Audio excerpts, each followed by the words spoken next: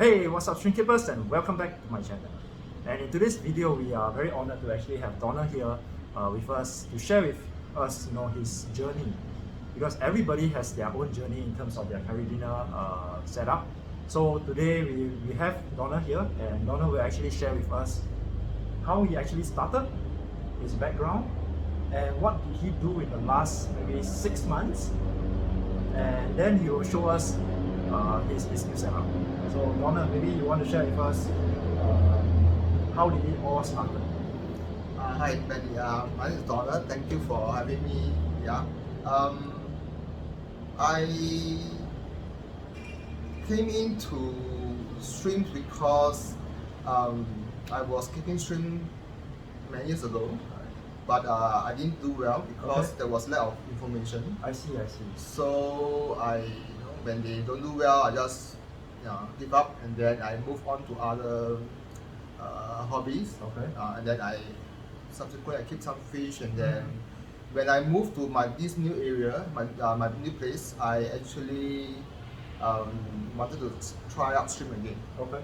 So I got some rack, and then I set up the rack where you can see at the back where we work right now. So in the past, the racks were here. Yes.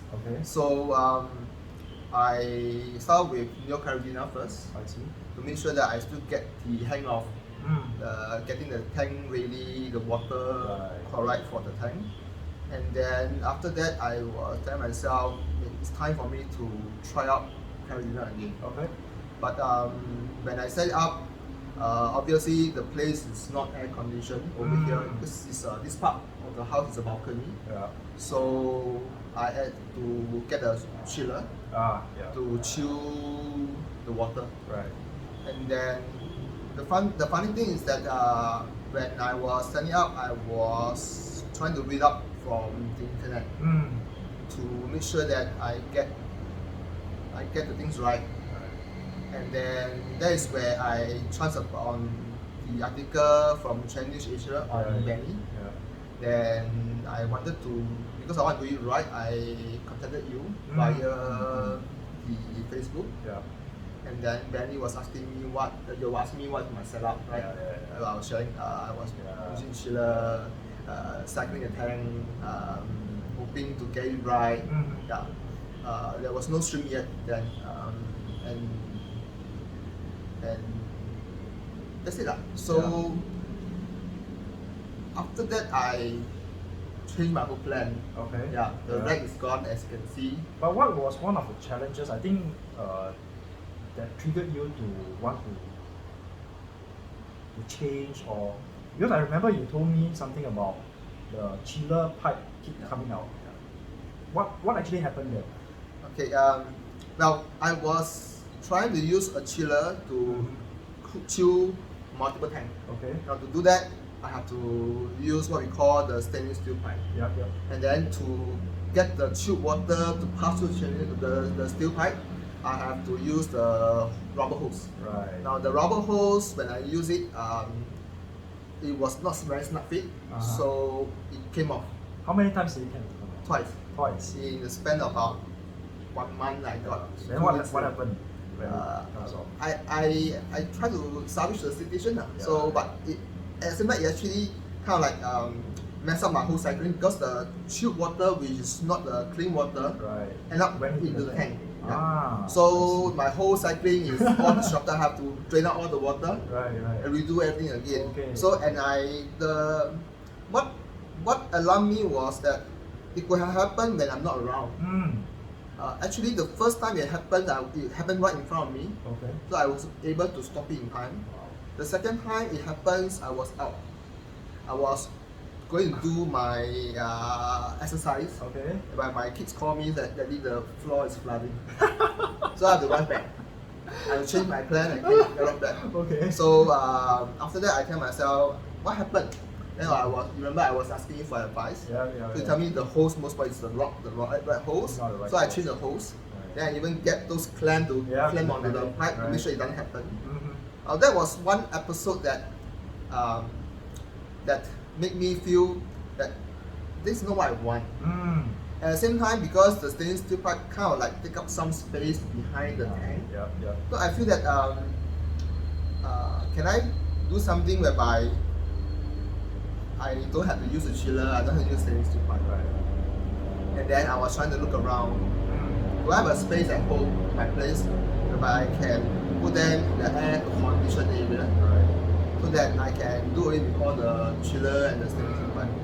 So after negotiating with my wife, I managed to get a place, which also you'll see later. Right. Yeah, and then I install an aircon unit there, and then have the racks up, and then then get what I want, and then like I was trying.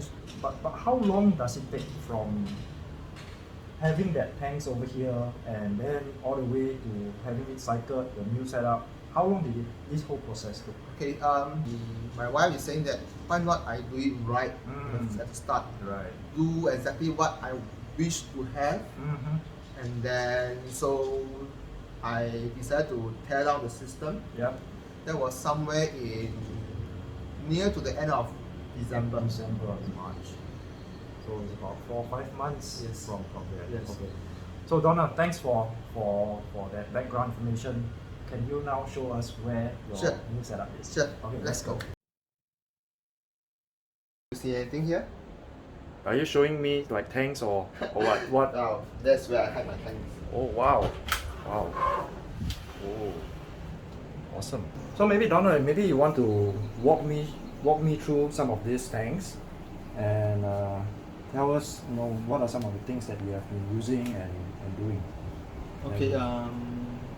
So mainly, what you're seeing is my storeroom, whereby I convert them and air condition them, and I set up 2 racks.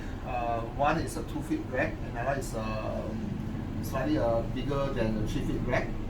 So there are total about 12 tanks right now, and the top 2 tier tanks are the ones that is very cycled. So it's now housing 2 of the tanks has some of the string.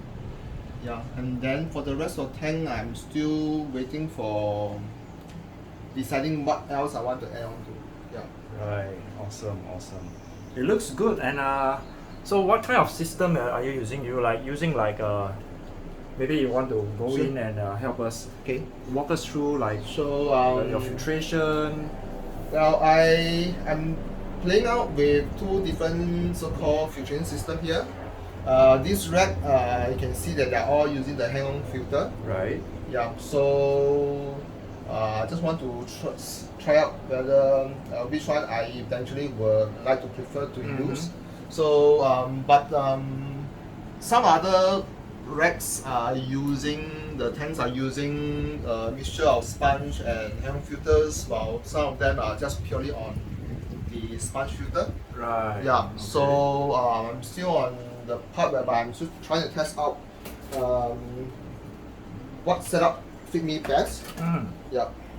Right. So as you can see, these are also on hang-on filter. Hang-on filters. Okay. Yeah, and this particular one is also a mix of sponge and hang-on filter. Filter. So this. And what about that tank over there? Oh, that tank is not my Carolina tank. Okay. That one is my Sulawesi tank. I see. Yeah, and then because I just enjoy this particular type of shrimp, so I just want to still keep them and enjoy within this room.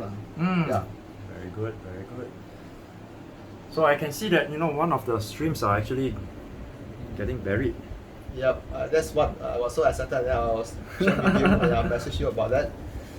Yeah, so it just shows that the water is right. Yeah. The size is right. Yeah. That's so awesome. Okay. Very good. Thanks for sharing with us, Donna. Thank you very much. And certainly, I think what we want to do is that let's take a.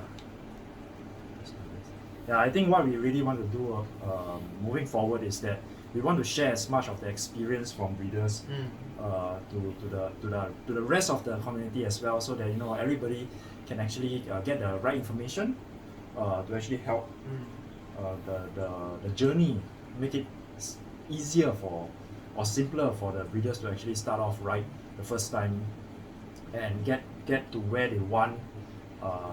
So there's not so much heartache or spend a lot of money in terms of where you want to have the setup on. Yeah. So thank you very much, Donald. I really appreciate the time. So I wish you all the best in terms of your next stream selection. Thank you. And we'll continue to stay in touch. Sure. And for those who like this video, please remember to give a thumbs up. And for those who are new to this channel, please remember to subscribe. And until next time, peace out.